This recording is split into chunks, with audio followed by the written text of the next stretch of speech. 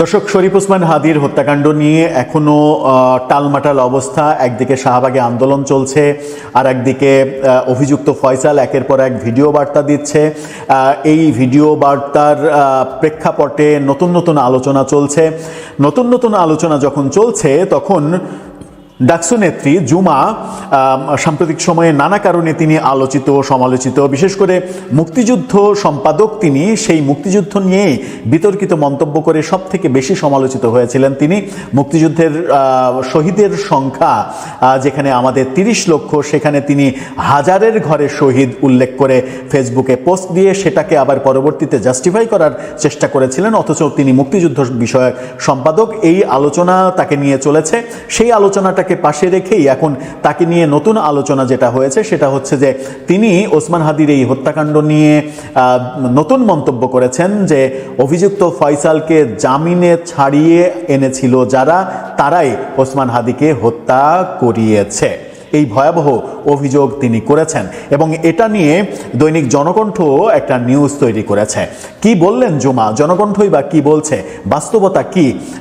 যারা জামিন করিয়েছে তারাই কি এর পেছনে মূল দায়ী? যদি তারা মূল দায়ী হয় তাহলে দায়টা কাদের কাঁধে চলে যায়? চলুন একটু আলোচনা করে দেখি এই ভিডিওতে। ফয়সালকে যারা জামিনে মুক্ত করেছে তারাই যদি শরীফ ওসমান হাদির হত্যাকাণ্ডের পেছনের মূল কারিগর হয় তাহলে ঘটনা অন্যদিকে কিন্তু প্রবাহিত হবে, যেটা বলছেন, যে দাবি করছেন জুমা, ডাকসুর এই নেত্রী, মুক্তিযুদ্ধ বিষয়ক সম্পাদিকা, তিনি এই মন্তব্য করছেন। জনকণ্ঠ তাকে নিয়ে শিরোনাম করেছে, ফাতেমা তাসনিম জুমা, ফয়সালকে জামিনে বের করা হয়েছিল এই খুনের জন্যই, অর্থাৎ এই খুন করানোর জন্যই তাকে জামিনে বের করা হয়েছিল। যে মোহাম্মদপুরে একটা মানে ডাকাতি ছিনতাইয়ের মামলায় যে জেলে গিয়েছিল, অস্ত্রসহ ধরা পড়েছিল, তারপরে তার জামিন হয় কি করে সেই প্রশ্ন তিনি তুলেছেন। এবং যারা জামিন করিয়েছিল, জামিন করানোর কাজটা করাই হয়েছিল ওসমান হাদিকে মারার জন্য। মারাত্মক অভিযোগ কিন্তু করেছেন তিনি। কি বলছেন তিনি? ডাকসুর মুক্তিযুদ্ধ ও গণতন্ত্র বিষয়ক সম্পাদক ফাতেমা তাসনিম জুমা দাবি করেছেন শরীফ ওসমান হাদিকে খুনের উদ্দেশ্যেই মূল আসামি ফয়সালকে জামিনে মুক্ত করা হয়েছিল। আজকে ফেসবুক পোস্টে তিনি এই দাবি করেছেন। এই জামিনের পেছনে সরকারের তদবিরে কারা ছিল, রায় দেয় কোন জজ এবং ফয়সালকে কোন আইনজীবী জামিন করিয়েছে, এছাড়া তিনি জানতে চেয়েছেন ফয়সাল ইনকিলাব মঞ্চে কিভাবে উপস্থিত হলেন।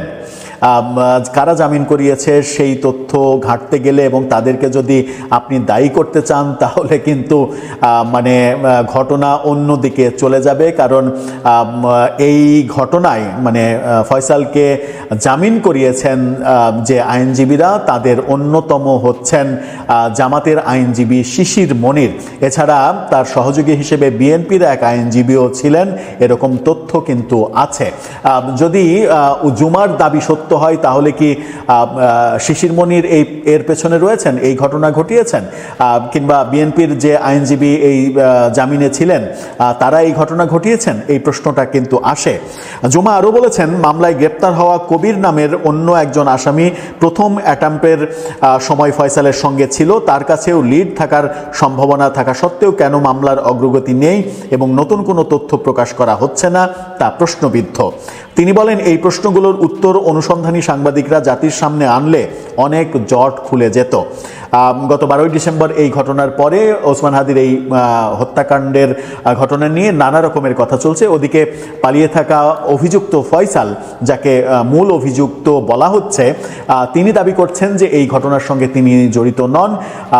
একের পর এক ভিডিও বার্তা দিচ্ছেন। তৃতীয় কিস্তির ভিডিওতে তিনি 3 জনের নাম বলেছেন এবং এই 3 জনই তাকে দুবাইতে যেতে সহযোগিতা করেছেন এবং এদেরকে ধরলেই নাকি মূল রহস্য বেরিয়ে যাবে। এবং তিনি একটা ধর্মভিত্তিক দলের কথাও বলেছেন যে এই দলকে ধরেন তাহলে এই রহস্য বেরিয়ে যাবে। আবার জুমা বলছেন যে যারা জামিন করিয়েছিল, এই জামিন করানোর কারণই ছিল ফয়সালকে না, ওসমান হাদিকে মারার জন্যই এই জামিন করা হয়েছিল। তাহলে কি জামিন যারা করিয়েছিলেন, যে আইনজীবীরা করিয়েছিলেন, তারা দোষী? যে জাজ জামিন দিয়েছেন এই সিন্ডিকেটে তিনিও আছেন, এটা বলতে চান জুমা? কিংবা তিনি বলেছেন সরকারের ভেতর থেকে কারা কারা এই জামিনে সহযোগিতা করেছে তারাও এর সঙ্গে জড়িত। ব্যাপারটা আসলে তালগোল পেকে যাচ্ছে। কারণ জামিন স্বাভাবিক ঘটনা কি বললেই বলা যায়, অভিযুক্ত করলেই করা যায় যে এর জামিনে যে আইনজীবীরা ছিলেন তারাই এই কাজটা করেছেন, তাদের পরিকল্পনাতেই হাদির এই ঘটনা ঘটেছে, এটা বলা যায়, খুব সহজেই মুখ দিয়ে বলা যায়। কিন্তু বাস্তবতা কি? বাস্তবতা হচ্ছে যখন যে দল কিংবা যারা পাওয়ারফুল, সেই দল কিংবা সেই পাওয়ারফুল অংশের কিংবা জোটের আইনজীবীদের ধরেন বড় বড় জামিনের ক্ষেত্রে আসামিরা।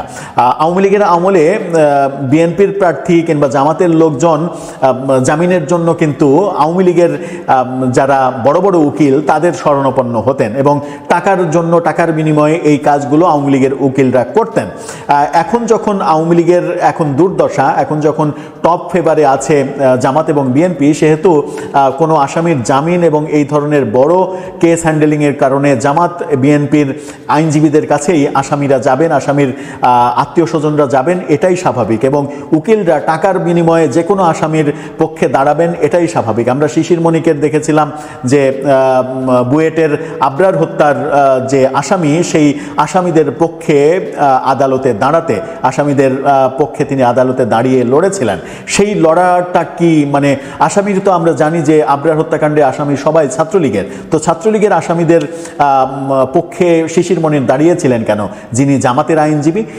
সেটাকে কেন্দ্র করে আবার অনেকে বলার চেষ্টা করেন শিশির মনির যেহেতু দাঁড়িয়েছিলেন সেহেতু এই আসামিরা মূলত ছাত্রলীগের না, এরা মূলত শিবিরের লোক, ছাত্রলীগের মধ্যে পালিয়েছিল, লুকিয়েছিল, তাদেরকে জামিন করানোর জন্য শিশির মনির এই কেস লড়েছেন। এরকম নানা কথা শোনা যায়, কিন্তু এত কথার ঘনঘটার মধ্যে আমরা আদতে থাকতে চাই না। একের পর এক ভিডিও বার্তা ওদিকে অভিযুক্ত দিচ্ছেন, আমরা এদিকে বিভিন্ন জন বিভিন্ন ধরনের মন্তব্য করছি, কখনো সরকারকে দায়ী করছি, কখনো আইনজীবীকে, কখনো বিচারককে দায়ী করছি। এই ব্যাপারগুলোর একটা সমাধান বোধহয় হওয়া উচিত। জুমার দাবি যদি সত্য হয় তাহলে সেই ব্যাপারেও সরকারের পদক্ষেপ নেওয়া উচিত। আমার মনে হয় যে জুমা ডাকসুর এত বড় একটা নেত্রী, তিনি যেহেতু বলেছেন যে জামিনের সঙ্গে যারা সংশ্লিষ্ট তাদেরকে জিজ্ঞাসাবাদ করলে তথ্য বেরিয়ে আসবে, সরকার কি সেই কাজ করবেন নাকি? জামাত এবং বিএনপির আইনজীবী যারা, বিশেষ করে শিশির মনির প্রধান আইনজীবী, সম্ভবত এই ফয়সাল জামিনের ব্যাপারে হাইকোর্টে তিনি কাজ করেছেন, তার সহযোগী হিসেবে বিএনপির এক আইনজীবী কাজ করেছেন বলে শোনা যায়। তাদেরকে কি সরকার জিজ্ঞাসাবাদ করবে নাকি? দর্শক, আপনার কি মনে হয়?